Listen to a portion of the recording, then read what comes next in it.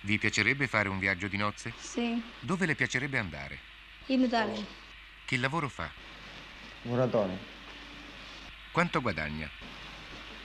Beh, sono troppo poco, 1500 lire. Lavora sempre durante l'anno? Sì. Lavora continuativamente? Si perde qualche giorno quando manca il materiale oppure fa brutte giornate. Quali sono i suoi progetti? Pensa di rimanere a Ispica o di emigrare?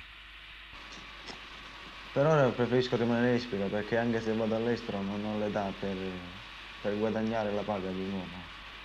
Da quanto tempo si fa la barba? Da 2 anni.